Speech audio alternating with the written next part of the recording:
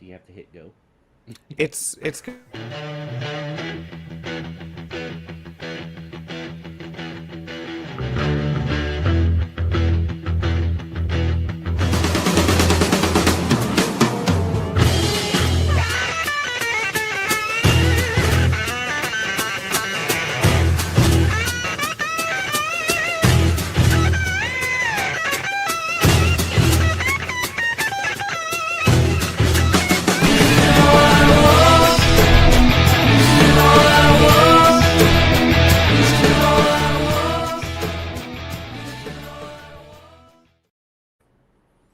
Heck yeah! Welcome to Whole Lotta Wolves.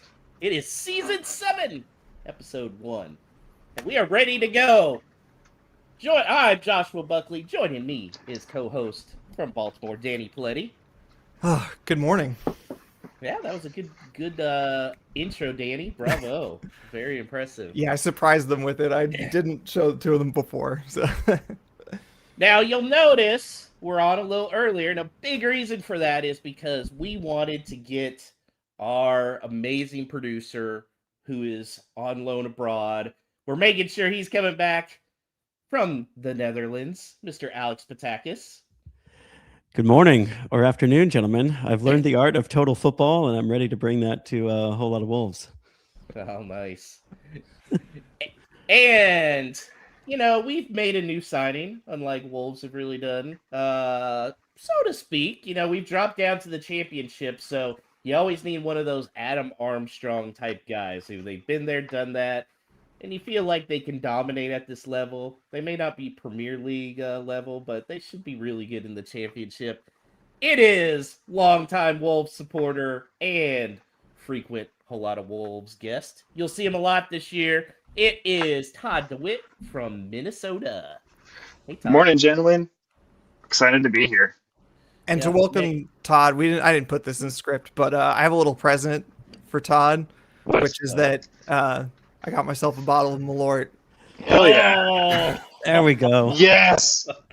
So you just keep going, and I'm gonna drink this and make horrible faces. Oh, this is gonna be so great. I'm so excited for this season, y'all, to be part of this and hang out with y'all a little bit more, and to watch Danny make awful faces while I drink some Malort. Oh, here we go. Cheers. Malort. Keep it weird. Keep it weird. Yeah. Look at it. He took it like a man. Handled well, He took yeah. it like a man. Mhm. Yeah. Very impressive. It never gets any better. Yeah. So we've got a lot to cover, but first we're going to talk a lot about a few things that are a little different with the show this season. As I said, you'll notice the schedule. We're on earlier. This is going to be, more of what you're going to see with the show. Reason being, this is a good chance. Get people who do listen over in England and overseas involved. For you California people, it's not while you're on your way home. You can get on before the NFL, especially this fall, and interact.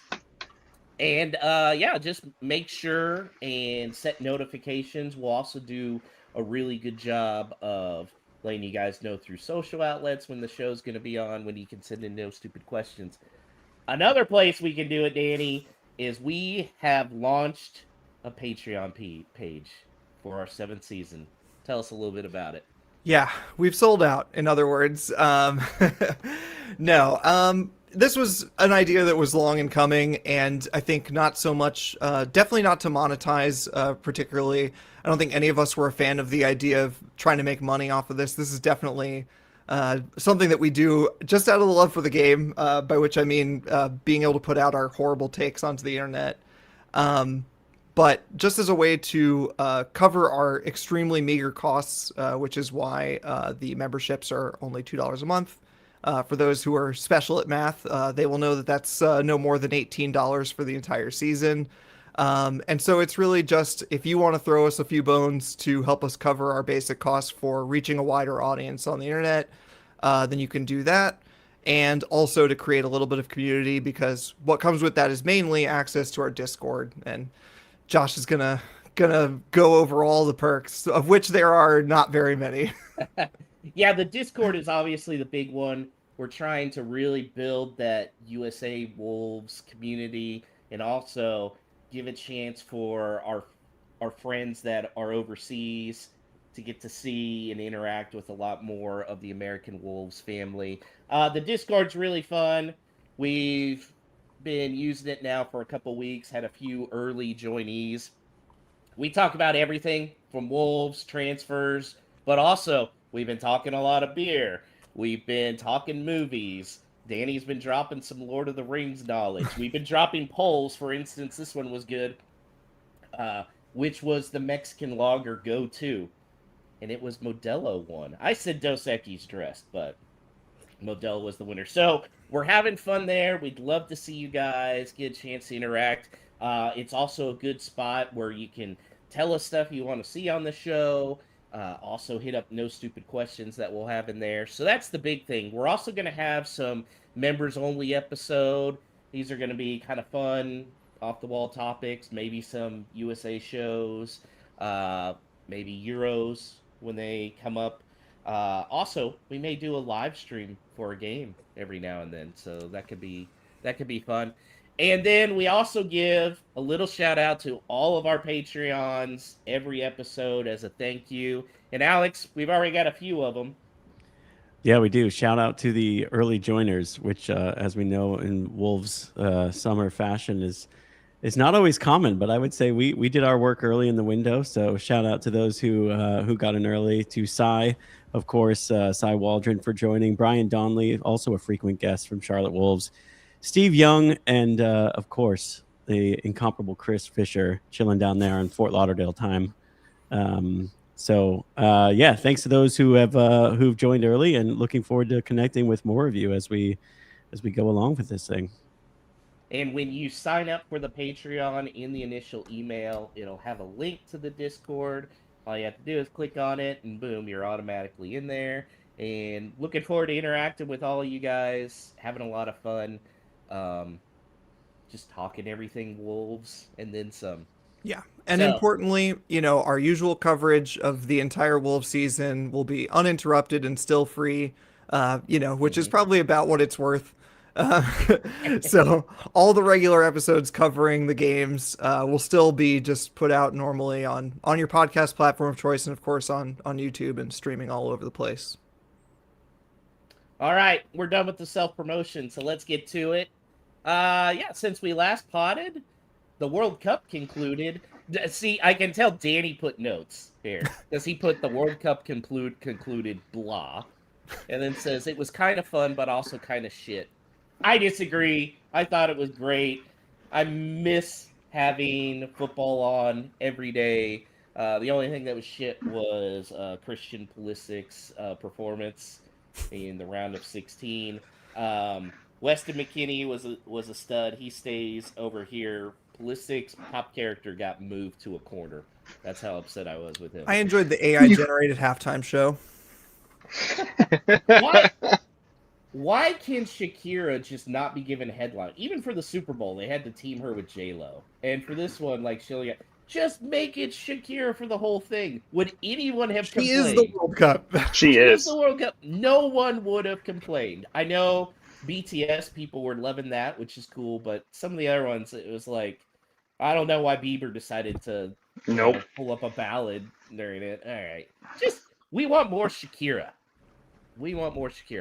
Anyways, no time for Infantino bullshit. He's scumbag, but we already knew that. So, now, Wolves did make a signing. Last time we talked, they had already signed Kieran Trippier and Raul Jimenez. And despite the pant wetting about Trippier ripping up his contract because of Rob Edwards, that did not happen.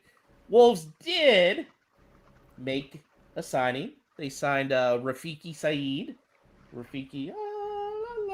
And unfortunately, he got injured right away. Because that's the way Wolves Of course are. he did. Yep. Of course he did. Out for 2 months with an MCL injury. I don't know. Anyways, thoughts on the incoming so far, Todd? Sure. Great He played a first game. question to get. Yeah, he played a game. I'm wondering if, because of his injury, him sacrificing his MCL means Big Sassy will go injury-free for at least the first half of the season. No chance. Come on. I want to see Big I Sassy love on the pitch. Sassy, But yeah, I mean, I think he'll be fine. Do a job in the championship from what little we saw of him. How about you, Alex? Just the Saeed signing in particular. I mean, I guess he ticks a box, which would be pacey winger that Wolves have been crying out for. That being said, yeah, when you have that the nature of that injury is that I think it's going to be something that could possibly linger. And running really fast often means that it's susceptible to re-injury. So, but no, I mean, pretty good. I think in an ideal world, he's a bench player for Wolves anyway, even in the championship. So, Danny's laughing because Glowing endorsement. Yep. because we don't live in an ideal world. But with the players that might be sticking around, it may be a fine squad addition. There were 2 outgoings. One of them we really expected, and that was João Gomez. Now, we didn't expect where it would go to. He ended up going to Villa. Wolves got 38 million pounds, 45 million euros. I was okay with this. I know there were a lot of people that were like, oh, why Villa? Come on, guys. Anybody in their job, if a direct competitor comes, if the podfather, Paul, if Chevy came for him and was like, hey, we want to offer you more money instead of where you're working Ford, and we're also, going to send you to these conferences, and you're going to get a whole bunch more, like, worldwide FaceTime and stuff. Paul's gone. He's out. Come on, guys. Let's not get mad at João, right, Danny? Yeah, I'm not mad at João, and I'm not sure many people are. Like, he's gonna want to go to a club in the Premier League if he can, and obviously, they have very attractive European competition to play in.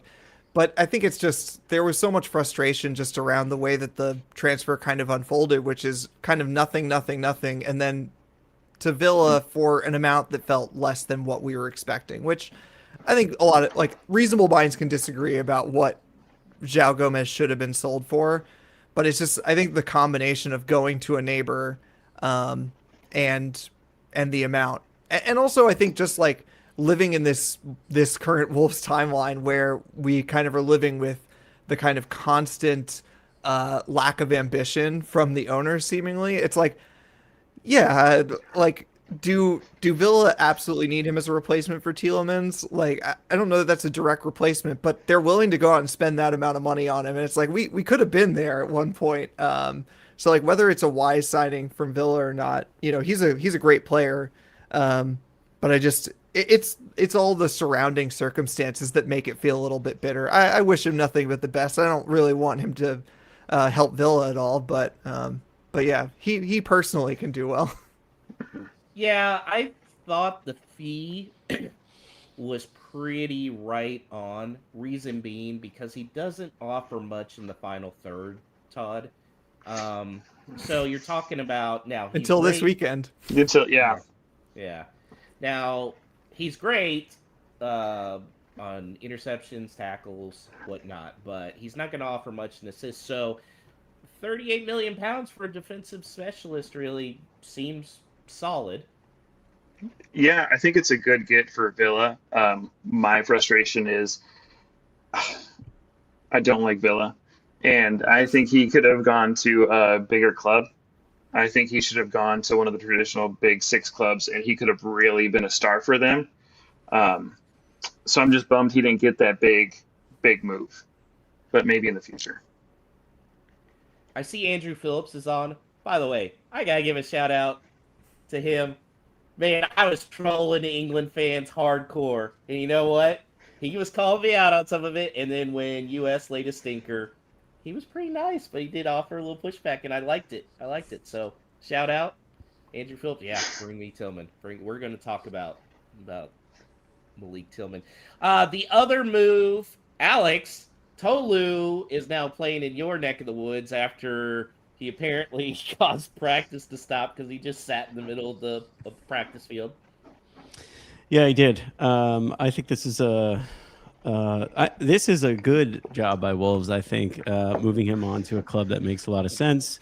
He's now here in Amsterdam for playing for Ajax. He was on their bench today in what was the opener of competitive play of Eredivisie play. They won 2-0. I'm trying to see, actually, scrambling to see if he actually got in the lineup. And he did. He got 27 minutes and got an assist. So I'm sure he'll have a high output, and we'll all laugh at how he's super productive in the Netherlands. But overall, yeah, solid. Get him out of there. I mean, this guy's been a bit of a problem. He fits a profile that Ajax has been looking for, which is just a big, true 9. And it's a loan deal, but it's one that I feel like makes sense. I think he'll go. I think I'll actually put up some pretty big numbers in the Dutch First Division, and then Wolves can eventually sell him on and move on, hopefully when they're in the Premier League next year. So makes sense. You know what I expect you to do is start going to some Ajax games and talking them up around the water cooler. You know, like I'm thinking like Arrested Development when Tobias is going for the acting role and he's just hanging around. Everybody keeps talking about this Funke. I've heard so much about this Tolu Arakadare. What an amazing player! I think what I'm gonna do is I'm gonna buy like a bunch of Tolu jerseys and start like sprinkling them throughout the city. And then people are gonna really catch on to what this guy is all about. Actually, I was gonna say, if we, we're getting ahead of ourselves to think of having surplus revenue from the Patreon. We expect to maybe subsidize some of this, but not cover it. But if we were to end up with surplus value, maybe we put it all into Tolu shirts to convince Ajax to buy him. But I will say, not that I'm like a huge fan of the guy. 99 as a striker is pretty sick, and that's what he's wearing at Ajax. So I respect it. Like I could be convinced. Like a true American. Yeah, exactly. All he needed was 0. That would have been the better one. Wages covered by Ajax. I thought that was the real key. Covered all the wages. Sweet. But Danny, I feel like Tolu is going to go down as one of the more disappointing signings for Wolves during that last Premier League run, because with the production he had when he was coming in, we needed that number 9. I really thought he would do big things.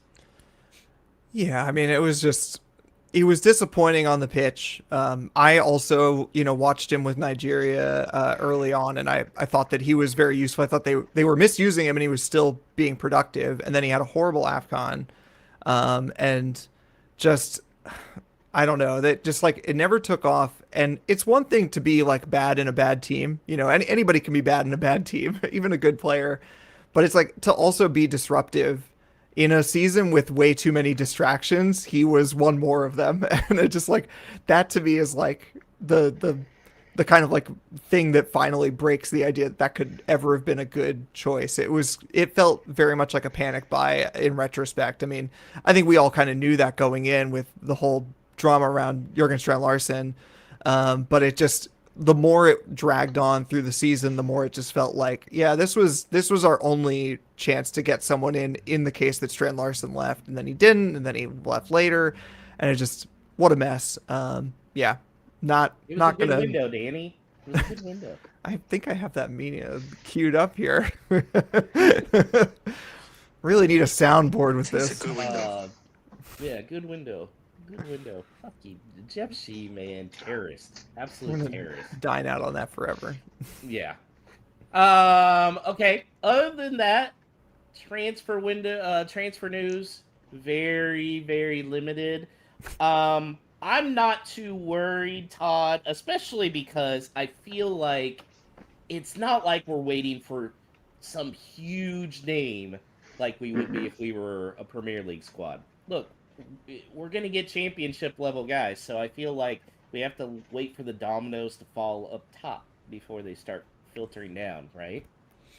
Yeah, it is a little worrying that we haven't heard many rumors going about, and granted, part of that is just us being in a different league where the coverage of rumors isn't as much as it is in the Premier League or some of the other top divisions. But, we were just thinking with Jordan James and just kind of waiting for him to kind of make a decision. It sounds like, which I think it'll be a good get for us. That'd But be yeah, great.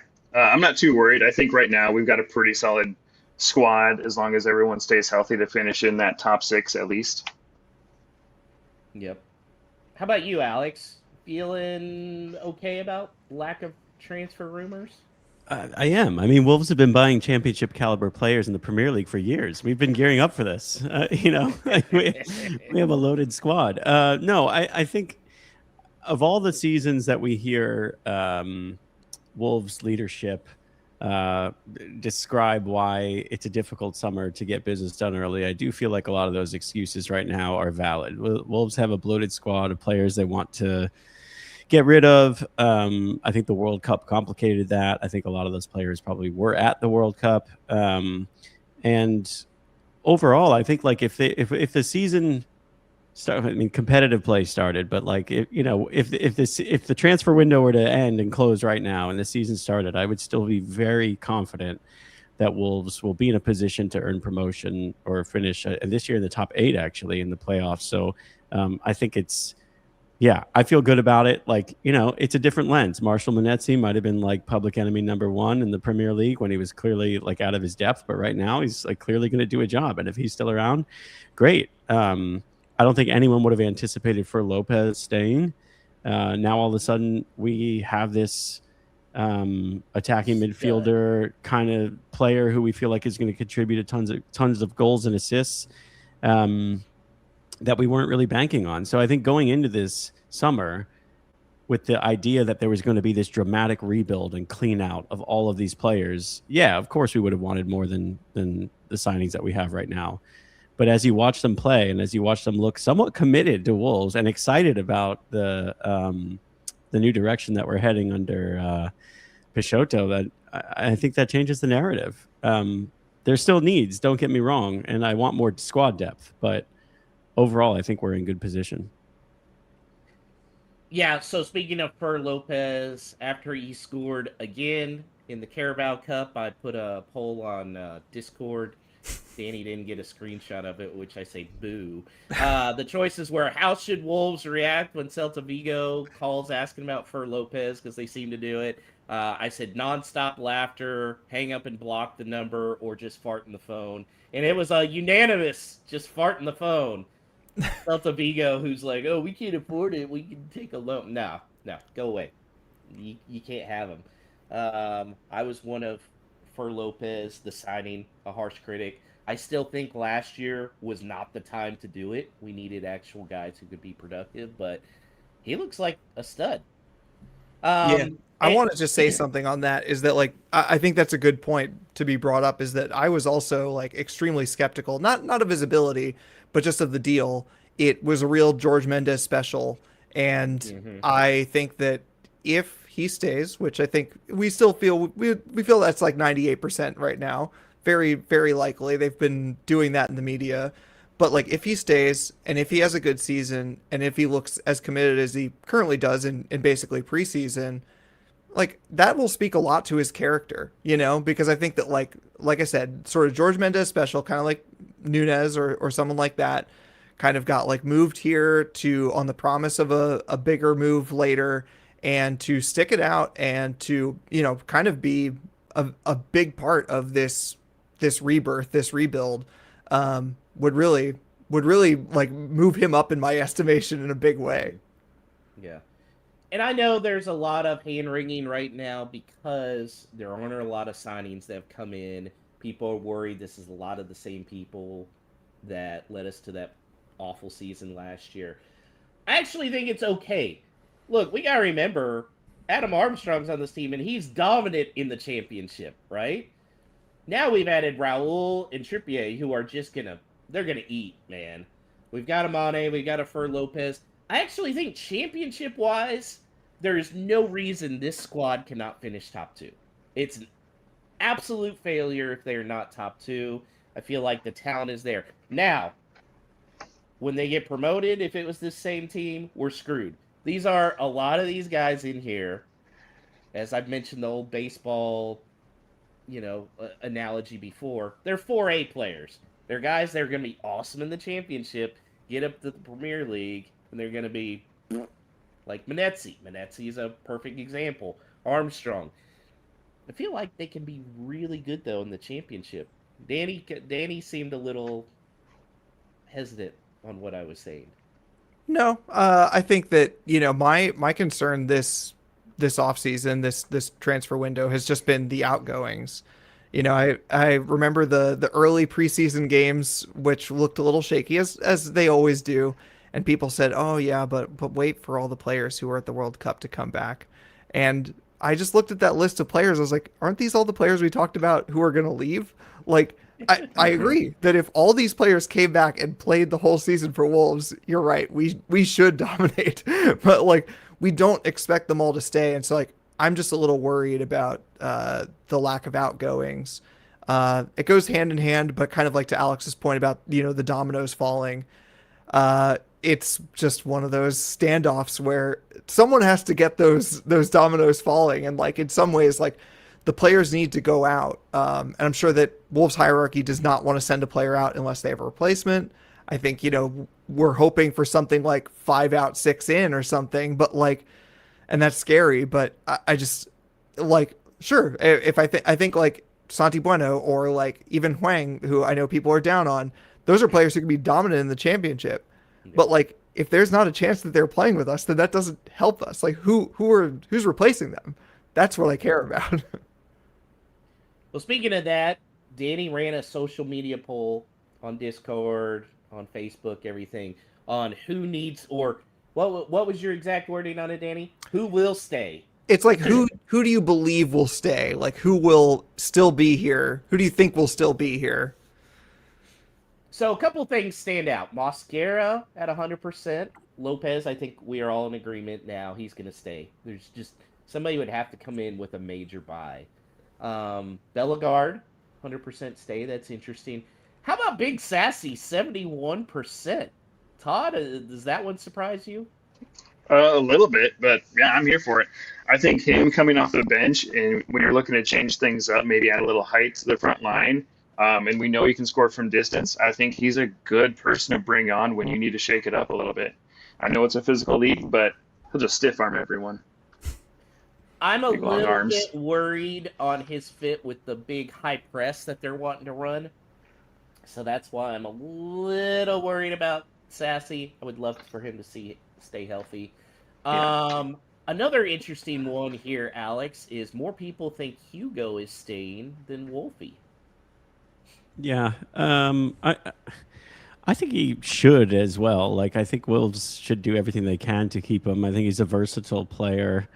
And I think he adds more going forward than Wolfa does. I really like this kind of like Iberian young trio of him, for Lopez, and Rodrigo Gomez. I think all willing to run, all willing to do work on both ends of the pitch. He's always been someone that I feel like puts in a pretty good cross. I do think we're going to see Raul, really capitalizing on a lot of those types of balls in the box. Yeah, I hope he's here. He's a homegrown player. Wolves we know that we're kind of in a position where we have to be concerned about that right now. There's been a lot of chatter about that right now. So, yeah, I would. What's wrong with both of them staying? Like, I think in an ideal world, like that's a good 1 and 2 option for a team that should be competing for promotion to the championship, in my opinion. Yep. Kiana Hoover, 29%. I always forget he's even on the squad.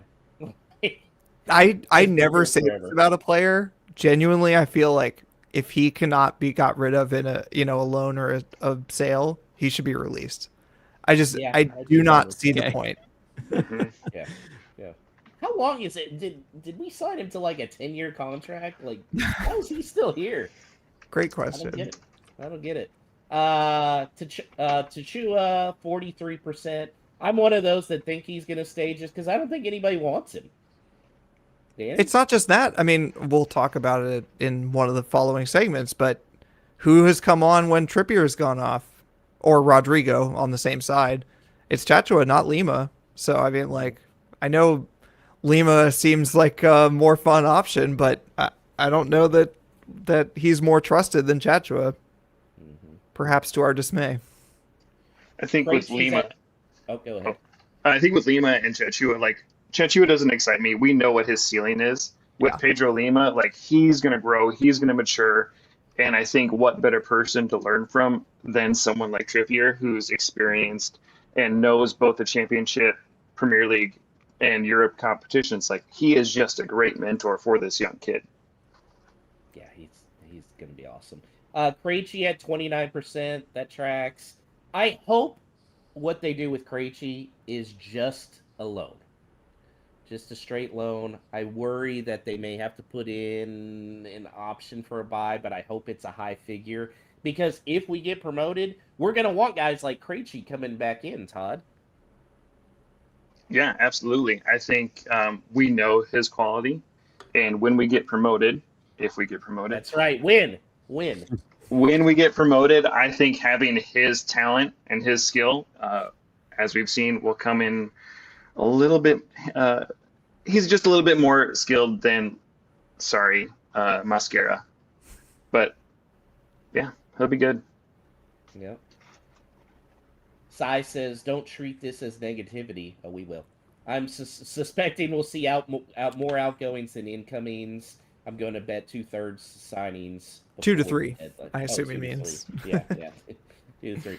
I think that's actually pretty solid right there because Fosun's gonna be trying to recoup some of those lost income by getting relegated. Can we just say there has to be at least one? Who the hell is going to be the goalkeeper for this squad? Yeah, I was going to come on. ask you, Alex, what is going to happen at keeper here? I have no whoever they sign, I assume is going to be the number 1 and Bentley the number 2. But I guess there is a world where Jose Sa is still here. And again, I mean, it's slow summer, all the dominoes have to fall, but like he's another one. It's not like Hover in the sense that I want him to leave so bad, but he's another one that's like, it is a borderline miracle this guy is still actually at Wolves.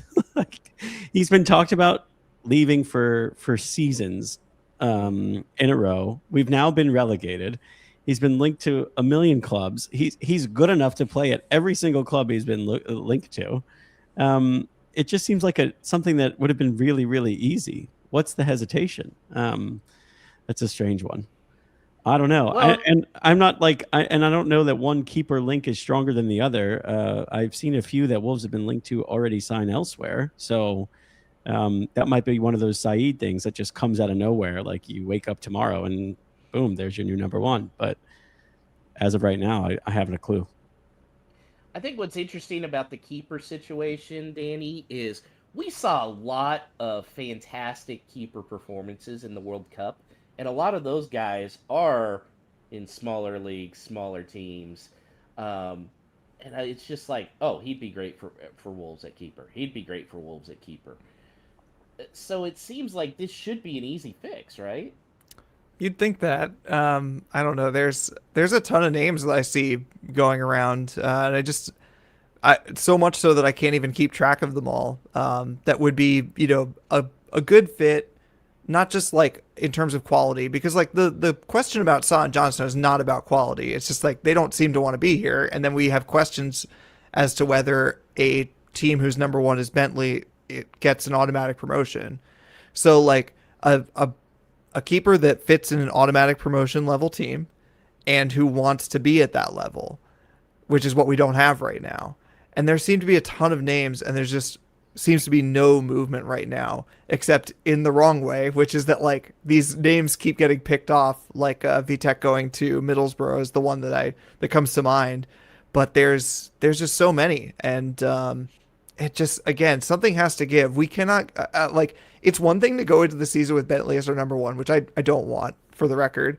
But it's another thing to go into the season with these same 3 goalkeepers. I will go insane if that's the case. If either one of Sa or Johnstone are here, I'm going to be like, it's going to drive me crazy. Like, obviously both of them are perfectly good enough for automatic promotion, but they don't want to be here seemingly. Yeah. So, Yeah.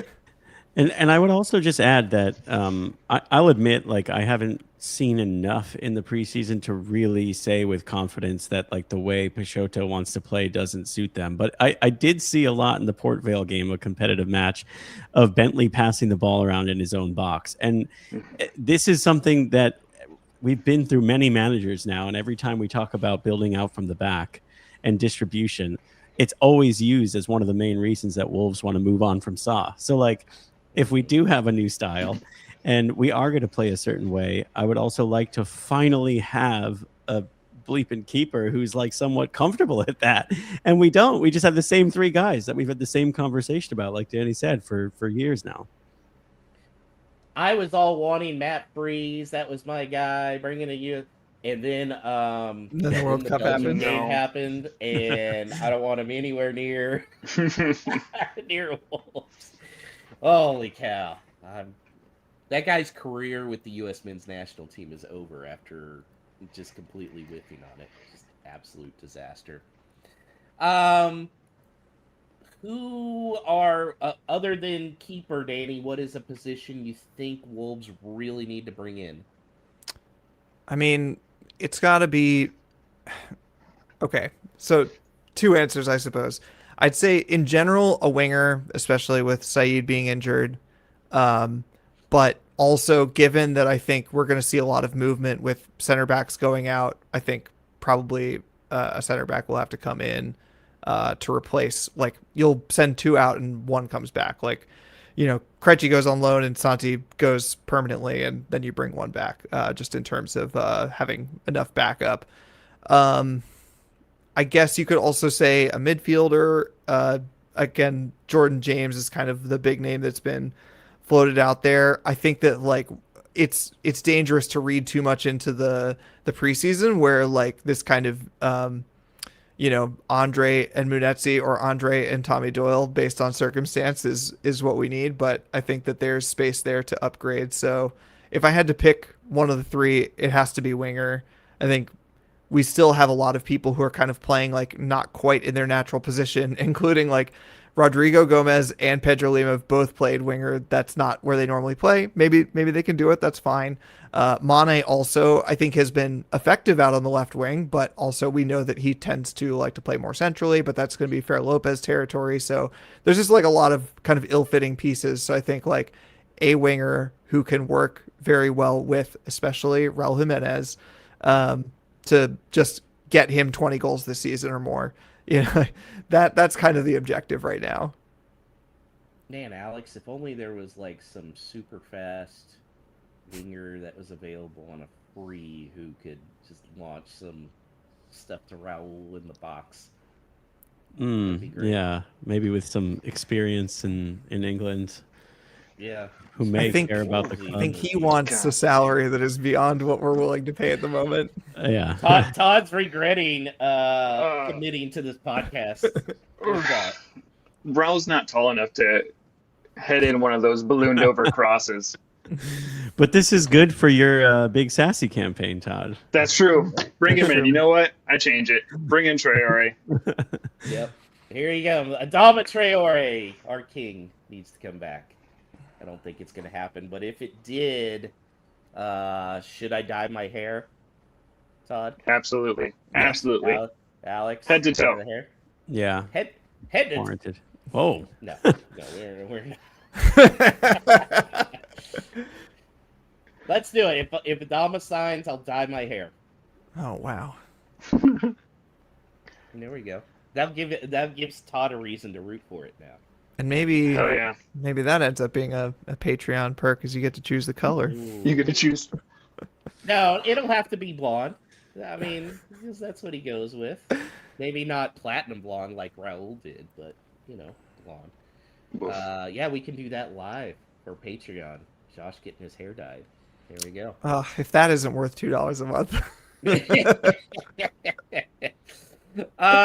There were some preseason games. Wolves went 3-1 with them.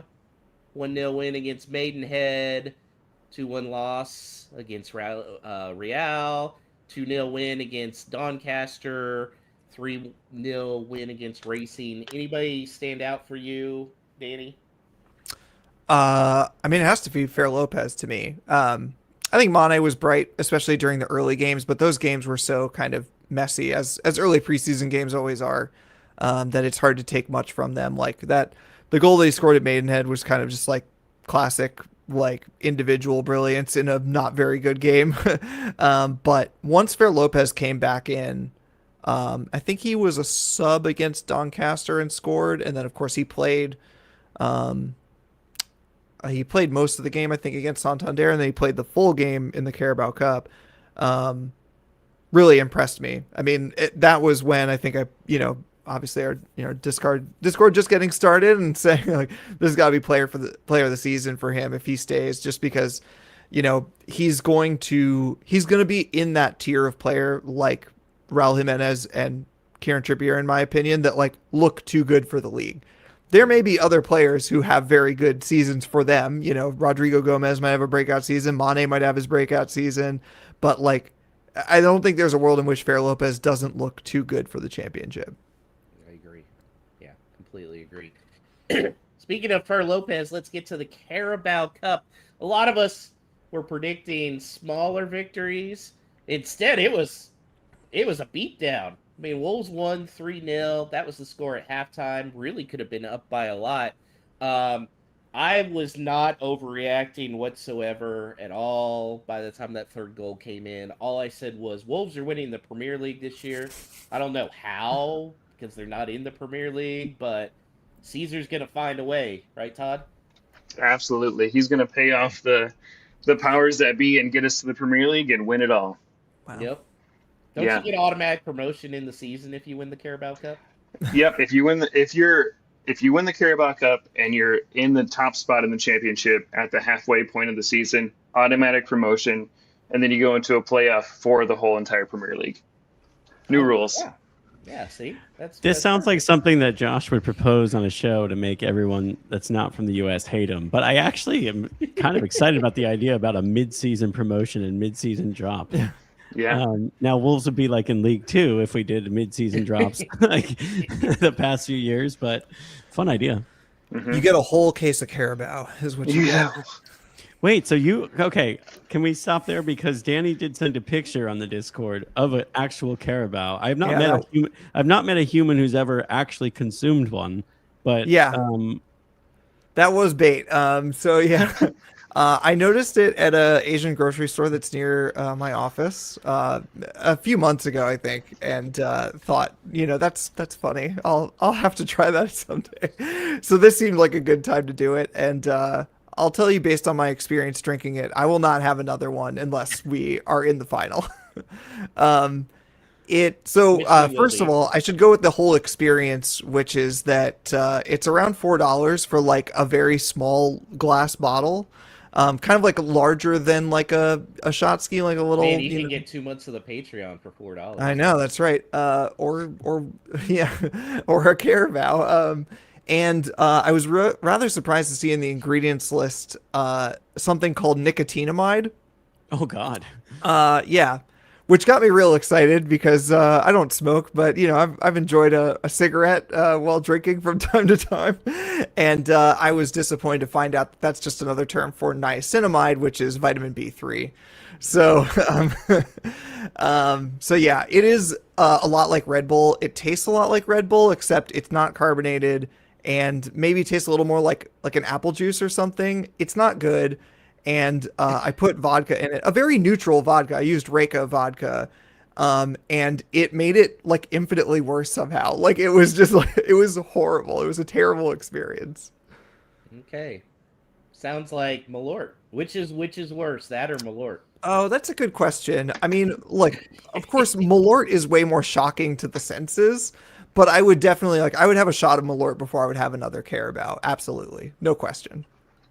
We'll have to see. Can we do like an open video on Discord of like right before the Black Country Derby taking Malort? Oh yeah, that's something that we were going to talk about later that I hadn't shared with the group, but that's not going to be. We're not going to gatekeep that behind Discord. There might be an extra shot of Malort that Todd can conduct for our Discord members, but But I'm planning on sending out something. This is a good time to just drop this. Is that I put something out like at the end of last season once it was clear that we were going to go down. that like, anybody interested in shotgunning a beer before the Black Country Derby, which of course will be like 6 a.m. for us or something. And there was a lot of reaction, on like the Wolves USA Facebook page and elsewhere. So I might put that out just to the larger, U.S. Wolves community and anyone else. So obviously our Discord members will be welcome to participate in that. But I think we're not going to gatekeep that one. We need to get Judah on board with that one. We'll see. Because, man, that's going to be that's what, 3 a.m. for him or something? Yeah. Suck it up. He can handle it. Anyways, who were the big standouts for you, Alex? Obviously, Fer Lopez, again, a standout. God, what a beautiful goal that was. But I was really impressed with the fact that not only did Wolves score on a set piece, but it was executed perfectly. Yeah, I agree. That was shocking. I questioned your bookmaking skills on what the line would be for Mosquera goals and assists this year. I can't say that all teams in the championship are going to defend quite as poorly as Port Vale did on set pieces, but this is an unofficial stat, but I feel like his percentage of getting his head on a corner from Kieran Trippier was like maybe 100%, which is pretty ridiculous. I could see him scoring some flying headers this year. That was impressive. I'm excited about that. Yeah, I think Trippier obviously outstanding. Don't need to talk about that. Andre is clearly a level above the competition that they've faced so far in the preseason and in the Carabao. But yeah, Fer Lopez to me has to be the undoubted number one. And then also getting a taste of Adam Armstrong not at Premier League level, which is kind of nice. I've seen people mention that he did play like off the left side quite a bit for Southampton when he was scoring a lot of goals in the championship. I guess one thing that impressed me is I'm not convinced that he and Raul can't both be on the pitch at the same time with Fer Lopez as well and give teams some real issues. It's nice to see him comfortable at the level that he was at, and I thought his goal was really well taken.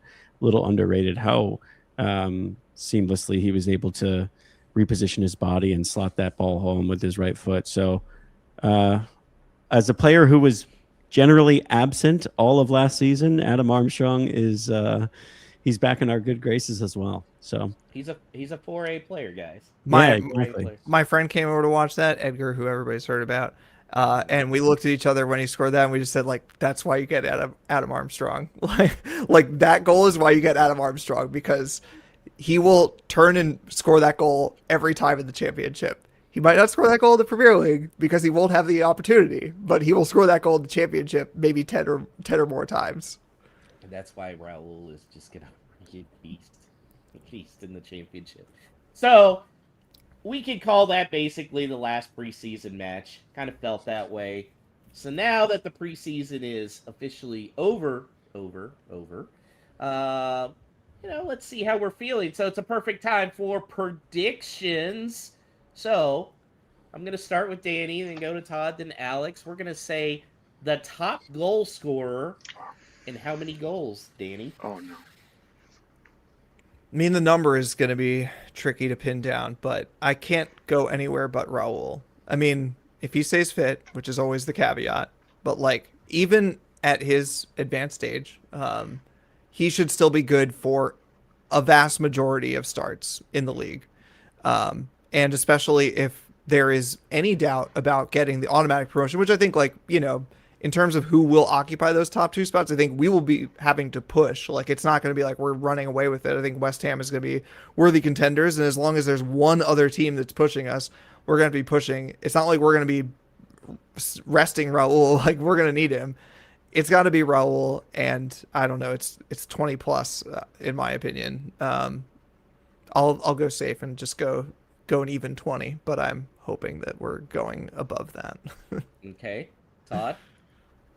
Yeah, it's got to be Raul. I have a sneaking suspicion Armstrong's going to push him, but I think it's going to be Raul with 27. Yes. 27. Just, yeah.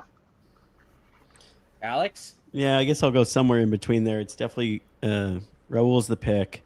I think it's definitely worthy of a high number. I'll say 24. I think for Lopez is going to feast on assists, which I think is going to be great for his value. Looking ahead to next year, I think he's a really technically gifted, instinctual player, and we're yet to see him really play much with Raul, who is exceptional at being in the right place and a striker's instinct in the box. So, yeah, I'd say 24 goals, Raul Jimenez. The record for goals in the championship in the modern era is 43 by Mitrovic. Okay. That's a lot of goals. He was a monster.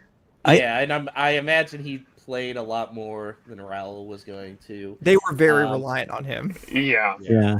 I could also see a world where Raul is just like pushing for the golden boot in that league with Jared Bowen. Like him and Jared Bowen should both be scoring like mid 20 something goals. And there might be instances where Wolves, look at us getting out ahead of our skis, where Wolves are up like 3-0 and we're like, all right, take Raul off. And he's like, I'm not coming off because Jared Bowen's like 2 goals ahead of me in the race for the golden boot, right? So let's hope so. Hopefully they push each other to drive those totals up. Yeah. So of course I'm gonna go Raul with 44 goals. Wow. Damn. Let's go. Damn. 44, wins the golden boot, just even more of a legend. Player of the season, Danny.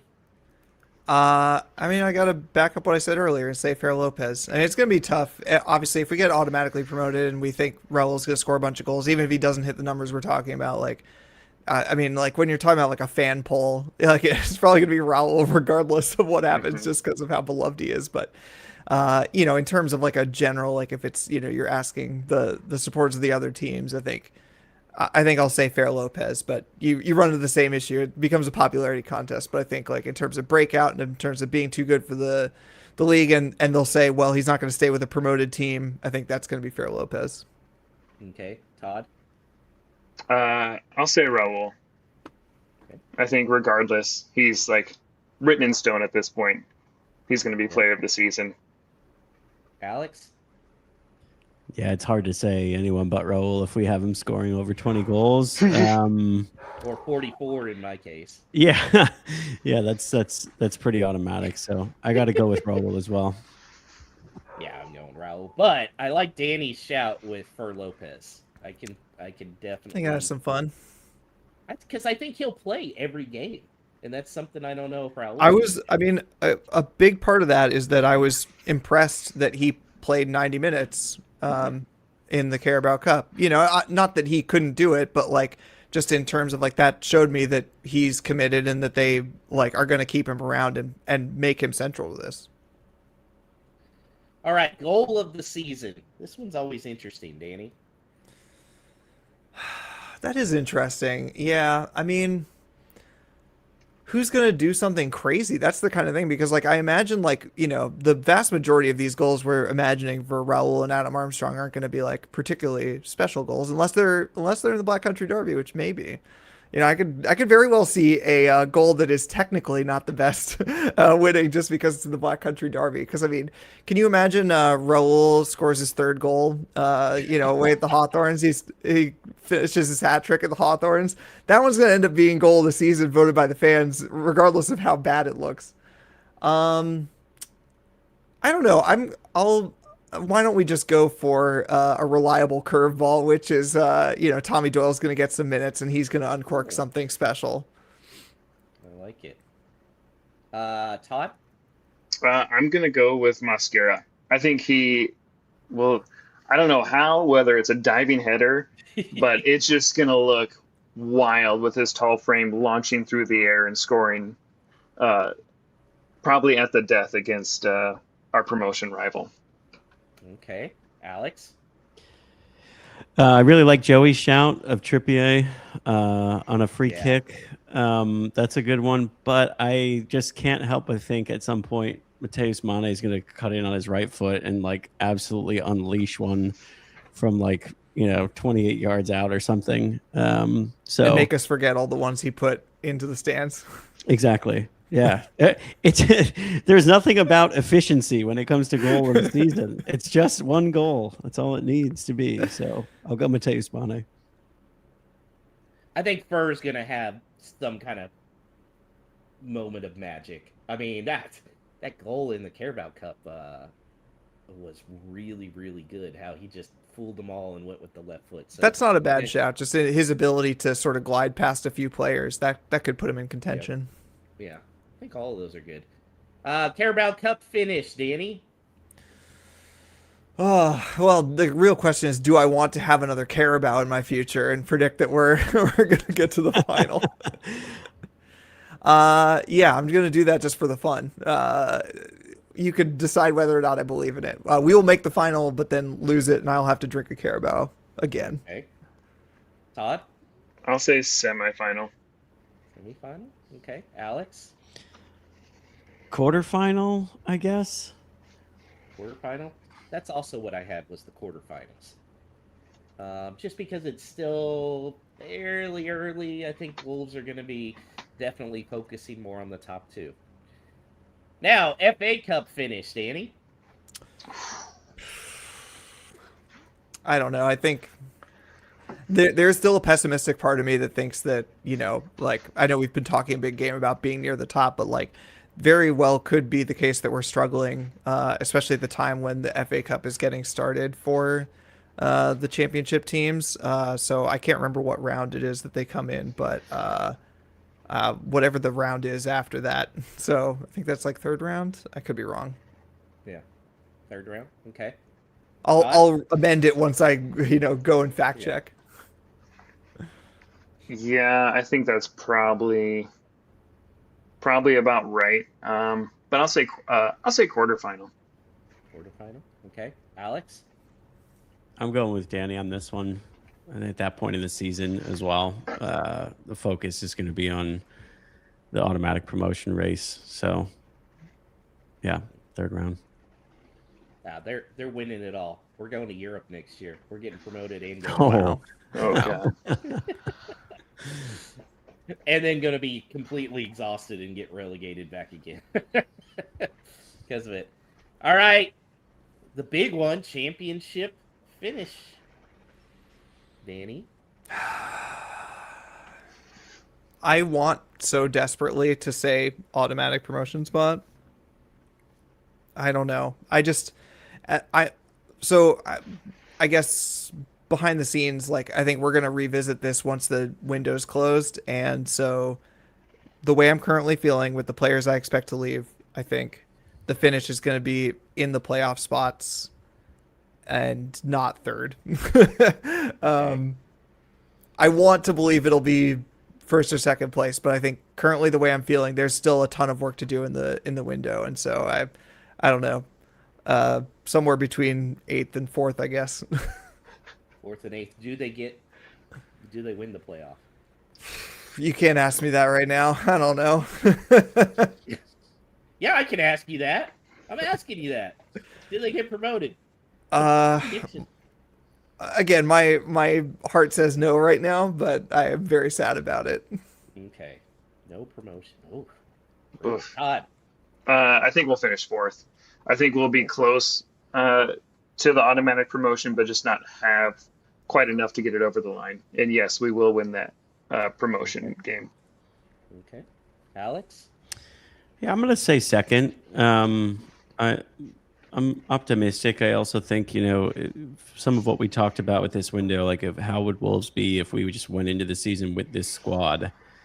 If January rolls around and it's looking like, we're a player or two away from really being comfortable with automatic promotion, like our outlay for transfers has been so low. Like we're going to do more outgoings than we will incomings. I could see Fosun splashing the cash a bit in January, at least by their standards, to push us over the top. And I don't know that a lot of clubs in the championship have that ability. Like West Ham obviously will. But I strangely enough, whether you trust Fosun or not, like the resources should be there. We should be in a good financial position to close it out, I guess, once you get to the January transfer window. Y'all suck. They're winning it. Wow. Winning it. If they don't finish top 2, it is an absolute failure. I don't even care if they finish 8th and then get promotion. No. has to be top 2. They're winning it. I'm feeling good. Haven't been drinking whiskey yet. Maybe I should have. But first, baby. And then always an interesting topic, surprise of the season, Danny. Oh man, I was not ready for this one in particular. Is it a surprise to say that Dan Bentley is our starting keeper for the entire Yes, entire it is. season? Please stop. Okay. Dan Bentley keeper. Todd? That was going to be mine. I literally just came up with that off the top of my head. All right. Surprise of the season will be that. Oof. I think Fer Lopez leaves in January if he's having a good first half of the season. You're killing me. I know. God, you guys, come on. God, that's brutal. That would be a surprise, Alex. Because I had Raul scoring so many goals, I feel like it wouldn't really be a surprise, but for me it counts. I will say more goal contributions for Lopez than Raul Jimenez. Okay. Sure.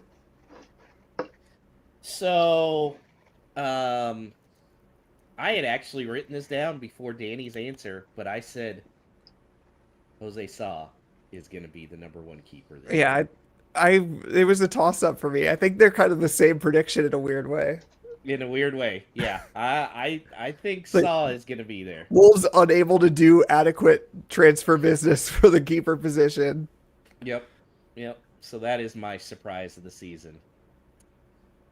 Okay, that will lead into the season opener, which is Friday at 3 o'clock Eastern, 2 p.m. Central. Not really sure Fort Lauderdale time what that is. It's going to be on our new favorite streaming platform, Paramount Plus. Danny, what are other streaming options if we need to? Yeah, I just wanted to put this in here because I actually have seen like a ton of questions about this, both on Twitter and Facebook, like the Wolves USA Facebook, the Baltimore Wolves Facebook. I was like kind of surprised, but maybe I shouldn't be because the club hasn't always been the best about communicating this kind of thing. So just to lay out the streaming options, CBS owns the rights for the EFL. They don't stream every single game, but in practice, the teams that are competing for promotion often get picked up to be streamed. So if we are near the top, it is very likely that we'll be on Paramount Plus. In addition, you can also check out CBS Sports Golazo, which now I've educated myself to be able to recite that they are a 24/7 live stream that is free. It is mostly talk about soccer, world soccer, various soccer, whatever. And they will play a game that CBS owns that's on Paramount Plus. So they might pick up a game there. So you might be able to find that for free if they pick us up. So just to recap, any game that is on CBS Golazo is on Paramount Plus. But obviously all the games that are on Paramount Plus aren't going to be picked up by Golazo. Then go ahead. Their halftime host called it Molyneux. Yeah, well, the halftime host was very strange. He looked as nervous as I do. Basically, it was like he just was told, "Hey, you're going to be on this broadcast." Anyway, no shade to him. But the other thing is that obviously to cover the gaps, there will be games I assume that Paramount Plus does not air. You can buy one of several streaming packages from Wolves TV. That's a thing that basically all championship teams do, is offer their streams. I believe it was £140, but that was before August. So I think it might be £180 now, which is over $200 US. That's for the entire season, but you can also buy like half season and you can buy single game ones. I think a lot of people are just kind of assuming that most of them will be on Paramount Plus and then buy single games. So that's a recommendation that you can check out. And then, of course, there is, the sailing the high seas of the internet, which we do not either endorse or disendorse. But, you can ask around and try to find a stream. But those are the legal ways of doing it.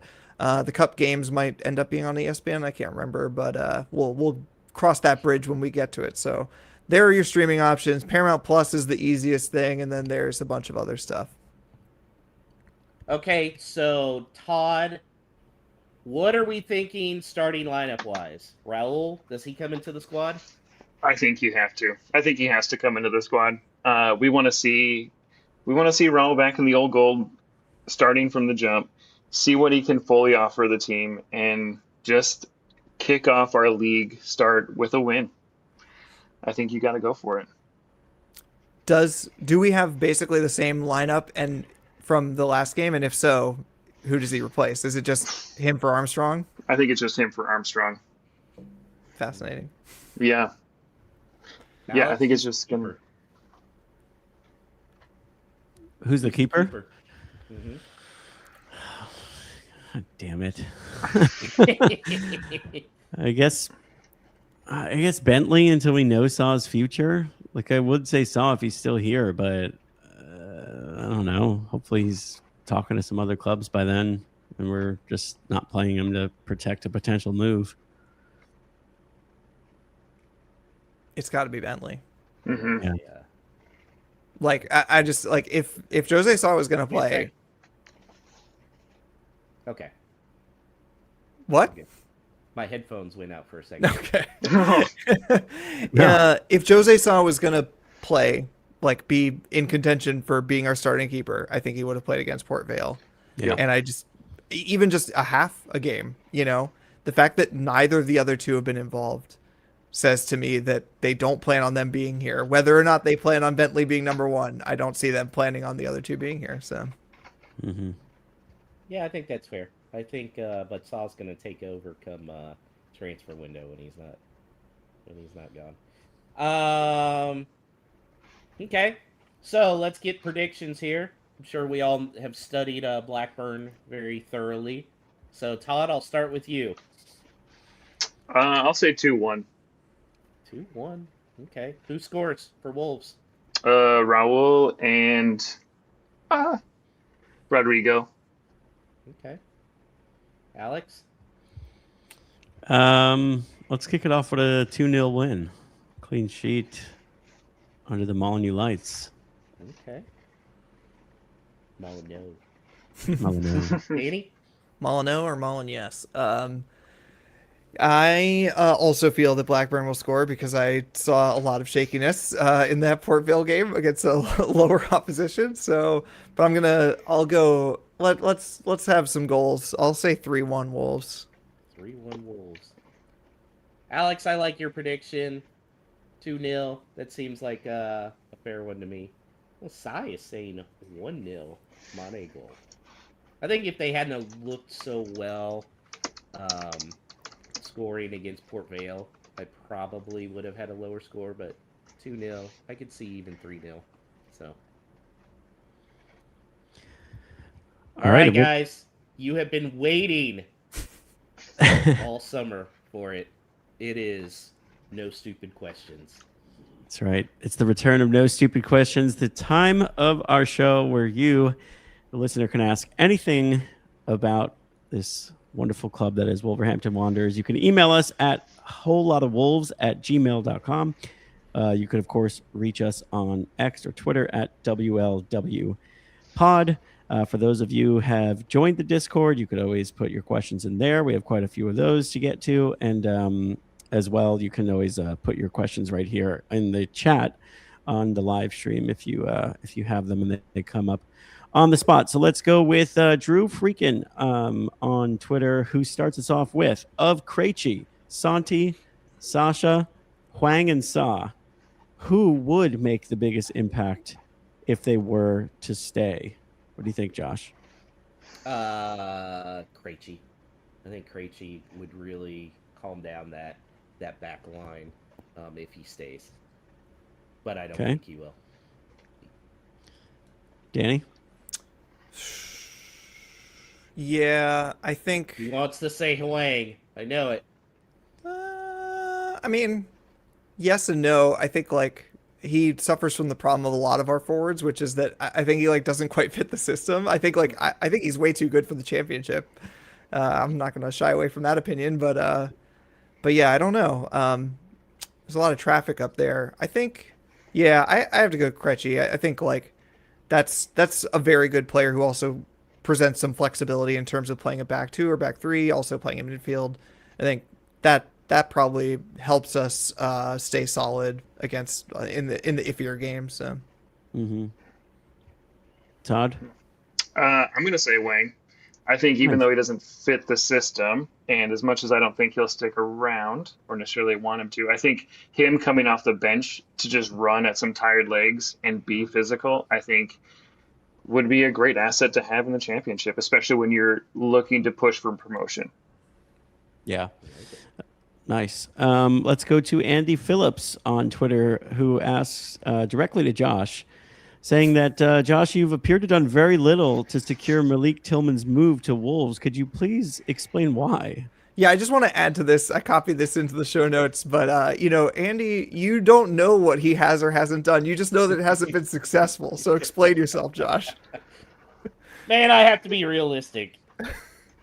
Malik Tillman, Weston McKennie, they don't want to come to the championship. Now, if we were in the Premier League, you better believe I would be pounding the table, offering a testicle for Tillman. That seems fair, right? There was about 2 minutes where I was really like hoping that I would see some rumors about Yunus Musa, because he kind of needs to move and he didn't make the World Cup squad. I just felt like this would be a good. I think we were linked to him once. It was pretty tenuous, but like, he's a player who I've always admired. And in terms of U.S. players, I think that would be really fun to have him this season. But I've literally seen zero rumors this summer, so we can say that ship has sailed. Yeah. I mean, I am surprised you haven't seen Balogun as a option for EPL teams, because I think with how physical he is, he'd be really good. Obviously, I want no part of Dest over here. Arfston going to Middlesbrough. Arfston sucks. Sebastian Berhalter wasn't a bad signing for 1.5 million. I mean, he's not. That's a good get for Middlesbrough. Yeah, I thought so. The only one that I would feel like would be our level right now that we could get would be Alex Freeman. But we already have like 18 right backs, so we don't need another one. Yeah. So I think everybody else, unfortunately, God, I would love Malik Tillman would I think he'd be a great EPL player as well. Yeah. But he seems more comfortable in Germany. But yeah, I get testicle for Tillman. Let's go. All right. Nothing but Neto on Twitter. Would our transfer business to this point be any different had Rob Edwards stayed?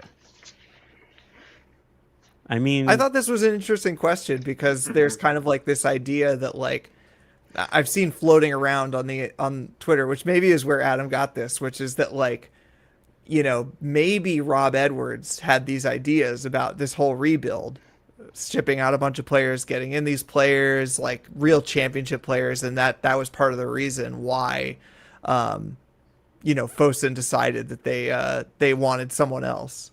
I don't know how much I buy into that. I'm not saying that Adam does necessarily, but I think that like there's something to be said for the fact that it's like, okay, we got in Cesar Peixoto.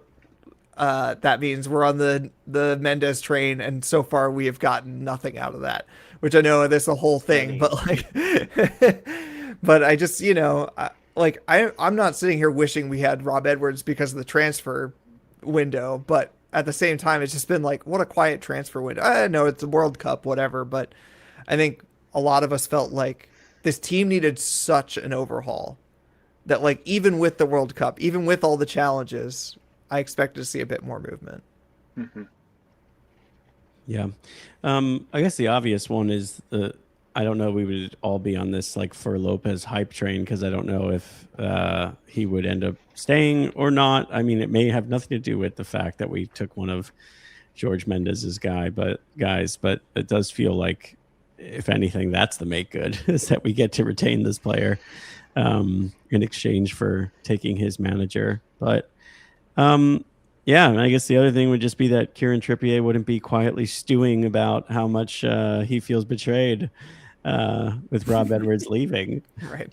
Talk about a load of shit. I mean, this guy Trippier is like, all he's doing is saying all the things we've wished like anyone would say about Wolves for a really long time. Can we just please give him the captain's armband? Yeah, enough with this. Absolutely. Let's have poor captain bullshit. I understand Cody's been here for a while, but come on, man. Yeah, And we're gonna put a pin in that. That's got to be on the next episode because I wanted to devote a whole like segment to that, but I would end up talking for 15 minutes on it. So. Yeah, and in a world where Krejci somehow stays, like, are we in a situation where club captain Toti Gomez is also not getting on the pitch again, or is Krejci playing in the midfield? Like, it's just the most obvious. We finally have an obvious, easy captain. Like, can we please just do it? Anyway, yeah, we'll talk about it. We'll talk about it another time. All right, let's get to some of these no stupid questions from our Discord. The generous patrons have chimed in with a couple of good questions. Let's start with Size, who says, how many goals does Raul need to score to justify renaming the Steve Bull stand after him? So, Josh, you have met 44. Is that so? Specifically, I want to put in context. That. I believe that Cy, as a British expat, is really trying to get us Americans into trouble here, talking about renaming the Steve Bull stand. Yeah, I think he could score 50 with like scoring 10 against the shit in the 2 games. And I was gonna say it only takes 3 goals. Do it in the right game, and it might happen. Okay. Yeah. Yeah, I think he's gonna have to like score close to 44 goals and be one of the biggest reasons why West Brom get relegated to even consider like renaming that stand. Yeah, we could name something else after him if we ever actually do work to Molyneux. Ball's in your court, Nathan. Steve Young asks, when Wolves aren't playing, this is a great question, will you be watching more of the Championship or the Premier League? I was asking myself this question on my long journey home when I realized I'd consumed like 0 EPL preseason hype. Do I even do a fantasy league? So are you guys going to be like studying the film on the other Championship clubs, or are you going to be like locked in, City versus Liverpool? I'm going to be watching more Championship, I think. Especially working from home, knowing I can have him, I'd like to at least know. Because otherwise, I'm just going to be predicting Wolves 2-0, 3-0 every match. Because I don't know. So yeah. By the way, can we talk about how Manchester City is going to be the unofficial team of U.S. new fans after Erling Haaland's love affair? Yeah, great, awesome. Yeah. Have fun. Yeah, it's gonna happen. Yeah, no, I think it's Championship for me. And partly that's, I'm just going to probably let my YouTube TV subscription lapse for the duration of the season. We'll see what happens in the summer. And then also it's like obviously it's nice to like get acquainted with a bunch of teams I don't watch normally, but also, I'm seeing it as also a nice opportunity to listen to some podcasts that I tend to like gloss over during the season. Obviously we're busy with this podcast and I'm watching the Premier League already, but there are some great ones out there that cover the Premier League. And for me, especially like the local guys to me, Drunkard United football show, I'm a big fan of those guys. And so that's to me going to be almost more fun is like, I'll be down here, I'll be watching the Championship. And now I can finally like actually listen to their show and get caught up on the Premier League as opposed to watching it all the time. So there's a silver lining there. Yeah, same. Gonna be watching more Championship. Championship's a fun league to watch. It's physical. There's more games, and there's just some teams in the Championship this season with tons of history, and it's just gonna be fun to revisit those stadiums. Yeah, that's a good point. I'd like to say I'm gonna be like Championship only, but like some of those like real destination Premier League games are going to be hard to avoid. And for me, there is a draw to those still for me certainly. But I'm looking forward to kind of just like discovering a whole new crop of teams that I don't have to hate so vehemently because I don't know so much about them and their ownership and why they're all morally corrupt, and they may very well be, but like I don't know enough just in different ways to care. Yeah, exactly. Okay, and Brian Donnelly from Charlotte Wolves also asks via the Discord, aside from the Black Country Derby, what match are you most excited to see this season? It's got to be Wrexham, right? No, For you. for you. I'd love to see them whoop up on Wrexham, so that's in the show. I'll give it to you there. Being in the show and looking good would be fun. I'll say that. But I think that I wasn't necessarily taking this to mean just Wolves games. The weekend with the Black Country Derby is actually kind of crazy because West Ham play Millwall that same weekend, and also the Old Firm Derby is that same weekend. It's like a crazy weekend for rivalries. So there's a bunch that I'm excited about. So yeah, I think, and then I'm kind of curious what goes on with the Middlesbrough one. Obviously, now that Rob Edwards is gone, like it's weird how that was like for a second we were like, oh, what a crazy game that's gonna be, and now it like who cares? But now they have a bunch of Americans, and I don't know. It feels like it's gonna be a weird game regardless. So those are some scattered answers to that question. Yeah, I'm weirdly excited about the Swansea fixture. One of my coworkers is a big Swansea fan, so it'll just be good to get together with him and actually watch a game with our two teams. And then Millwall. Our former captain, Danny Bath, just transferred to Millwall, and it'll be good to see him back at Molyneux or just mixing it up with Wolves. Yeah. Yeah. There's one more that came in for Todd. Yeah. Oh, dovetailing nicely, in fact. Oh, yeah. All right, Todd. With all the early kickoff times, Cy wants to know, will a pregame alert have to move to a postgame shot? No, absolutely not. It's always pregame alert. Always. I feel like the rule for this season is like pregame alert. I know Danny said the final, but I feel like we kind of are obligated to do like a Carabao bomb. For every Carabao Cup game with the vodka Carabao for all of those. Easy for me to say where the time is only 1 hour different for me as opposed to crack of dawn tequila sunrise days like we did in the Black Country Derby back when I was in New York. Yeah. Anyway, Good times. So many fun things to look forward to. I have to say, I'm quite excited about this journey. New kickoff times, a new bar for me. There's my local Irish pub in my neighborhood here in Amsterdam has one kind of like sad TV in the back corner that just will show all the games that get moved. And Wolves have gotten moved a lot. So it's like the Sky Sports Championship games that are on TV are always on that TV. So it's just gonna be like me in the back corner while the rest of the world enjoys like all the really high quality football. But I'm excited to make that corner mine. Yeah. Stay tuned. Perhaps we'll have Amsterdam Wolves popping up soon. Need to find a few Mexicans to join you. Yeah. Now with Raul being back, hopefully. By the way, I just would have never thought right before the first kickoff of the World Cup, Wolves are being mentioned. Like, how great was that? As far as I know, the first club team that was mentioned on a World Cup broadcast. Yep. Wolves World Cup. Now the first two games, right? Like our goal output was we were in the lead. Yeah. Yeah. Pretty impressive. That's all for No Stupid Questions. Thank you to all of our generous patrons on the Patreon and joining in on Discord. Thank you to all who have joined the stream and to all who chimed in on Twitter/X. WLW Pod is where you can find the show's handle. Get us there. Or, of course, email us wholelotawolves@gmail.com. Great. Well, before we head out, little more sad news. We just wanted to acknowledge the passing of two figures associated with Wolves over the summer, and in different ways also associated with those who follow the club from abroad. Phil Parks, of course, legendary Wolves goalkeeper in the 70s, passed away this week. He had over 300 appearances for Wolves. And, if you watched that documentary a couple of years ago, he was part of that team that came over to play in Los Angeles in 1968, which is sort of, the catalyst for some of the modern soccer that we have here in the U.S. But also this summer, we lost Wayne Devaney, who is a longstanding fixture in the club's Worldwide Wolves network.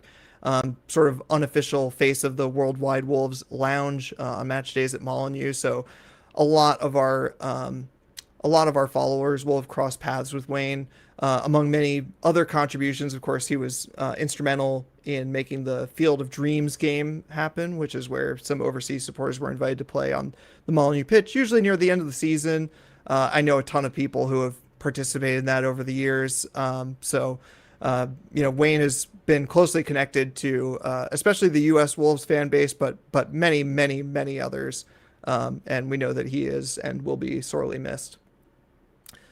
That's going to wrap it up for our first show of the new season. We are so excited to be continuing to cover Wolves from across the pond down in the championship, and so grateful to all of you who continue to follow us wherever you are. Just one last little plug for our Patreon. Of course, this is something new we're starting this season. If you feel like throwing us a couple bucks a month to say hi to us in our Discord and fool around in there and hear our even worse takes than we give on our podcast, then we'd be happy to have you. If not, of course, all of our coverage of the Wolves 26-27, hopefully automatic promotion campaign will still be available all for free. Thanks, as always, to Alex, who's producing from across the ocean. And now I also get to say thank you to Todd DeWitt and the Blackheart Ultras up in Minnesota for joining us this season. And finally, thank all of you in advance for helping us grow the channel by hitting the like button. Subscribe to the channel, giving the podcast a review, telling your befuddled friends and relatives about us and about that great club that is Wolves. And as we always say, and as Podfather Paul taught us, up the mighty Wolves.